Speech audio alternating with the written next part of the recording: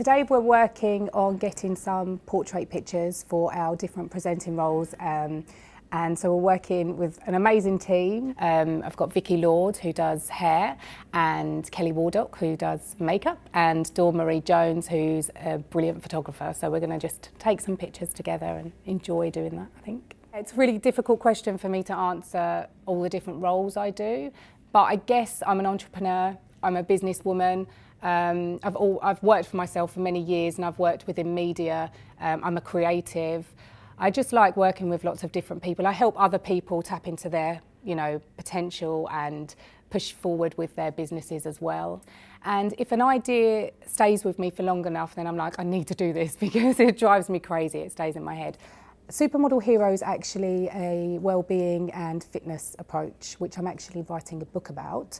But the website is a platform to help others now. So it's got free resources and articles on there. And one of the resources I've put up recently, I think, is Kindfulness for Children. So it's a resource for parents and teachers. I kind of took a slightly different route to most people. I started photography quite late. I used to be a property agent in Europe until 2008, and then I decided that I wanted to kind of pursue my passion, which was photography. As a creative, you always want to push yourself and you always want to push the boundaries and improve yourself. So I'm not sure that I would ever say that I could reach my potential, because I'll always want to improve and do better and develop my craft. But I would say pushing myself to continue learning and to work for bigger and bigger brands and magazines would be where I would say I would have reached my potential. Well, I started out when I was 16 as a beauty therapist and nail technician, and as time went on I became a makeup artist. I have got my own little small boutique beauty salon.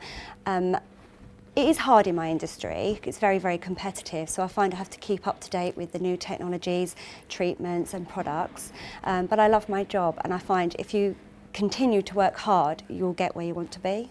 As I'm a beauty therapist, nail technician and a makeup artist, I feel I want to be the best I can as well. I mean, what would be nice is to do makeup maybe for a movie. I thought that might be quite fun. Reaching the full potential, I think it's hard work. You have to literally work hard at it. It doesn't just fall on your lap. I work long hours. I have a really strong family behind me that helps me to achieve this. Well, I absolutely love my job, which makes it a bit easier because I am a workaholic, unfortunately. My mum, she ran a business, and worked really, really hard. So I developed good work ethics quite early on in my life, and I didn't have much of a social life because I just worked so hard.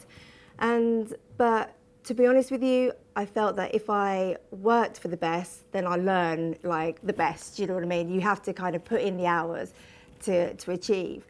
And I've got a family as well, so it's I've had to work, work-life balance at the moment, it's quite tough, but I'm showing my daughters that there is a ticket to success. But in some respects, there's a price to pay for it as well.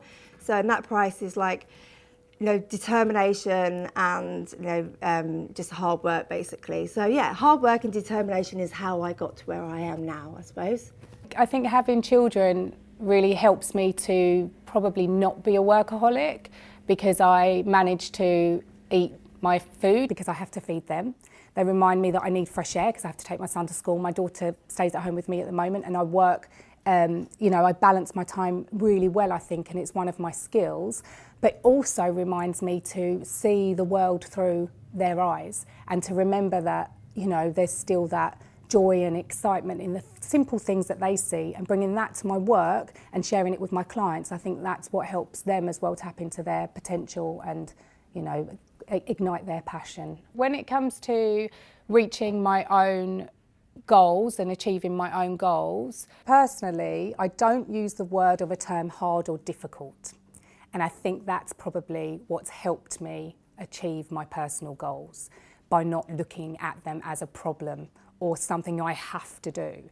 I write down what I want to do, and achieving different goals. They could be something smaller, it could be something big. And sometimes I might wake up and a goal might be for me to I really need to cook dinner today, or I need to have a shower this morning. And they're small goals that we need to achieve as well, that make the bigger goals easier if we're balancing out our life. So there are different points I've found challenging achieving goals, but I see them as points of learning.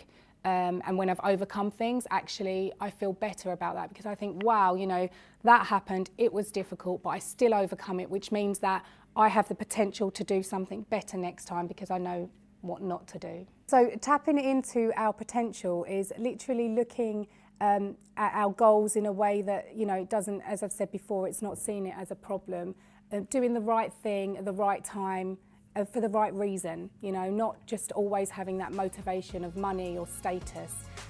One thing that works really very, very well is when you have different people that have their individual talents and they bring the talents together and they have one sole goal and they're working together on this one goal. If you think about a movie and you've got producers, directors, actors, the crew, the runners, all of these people doing their separate tasks, but they have that same purpose and they create magic together, and that's what works really well. So making sure that you're not too competitive when you're tapping into your potential with your business, looking at how you can work with other people.